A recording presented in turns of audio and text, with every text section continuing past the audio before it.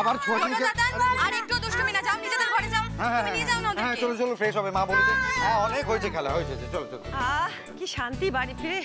মা গো, কতদিন পর নিজের বাড়িতে পা রাখলাম। বসো।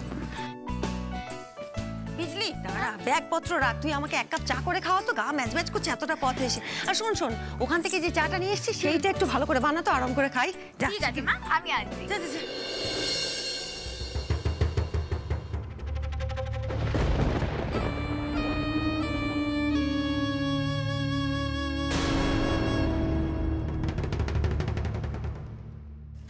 এই রুকু, রুকু রে। হ্যাঁ দিদি ভাই। এই রাধার শরীরটা কেমন আছে এখন? ভালো আছে এখন দিদি ভাই। ভালো আছে তো? শোন না, ঘরে যা, চা জলখাবার আমি ঘরেই পাঠিয়ে দিচ্ছি। যা যা। আচ্ছা চমা চ। তাড়াতাড়ি নিয়ে যাও। উফ, বলছি যে নিখিলকে একটা ফোন করো। হ্যাঁ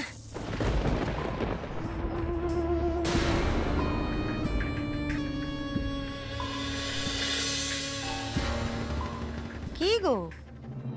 হ্যাঁ তোমায় বলছি, কি ভাবছো এত তখন থেকে? বলছি নিখিলকে একটা ফোন করে দেখো না।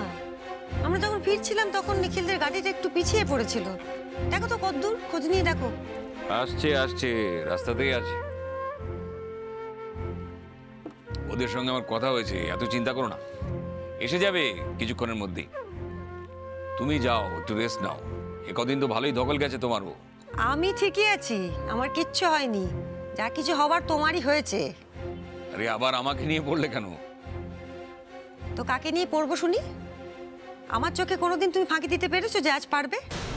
কিছু একটা তোমার হয়েছে, তুমি বলছো না। আচ্ছা শোনো না, তোমাকে কেউ কিছু বলেনি তো? মানে শ্যামা কিছু বলেনি তো?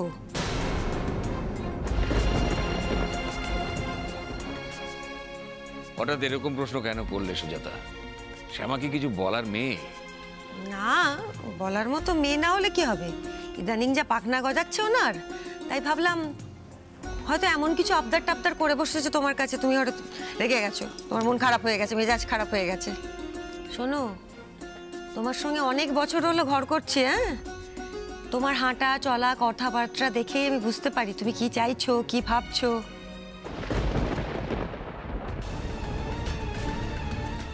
কিন্তু এবার যেটা ঘটেছে, আমি না বললে যে তুমি বুঝতে পারবে না সুজাতা।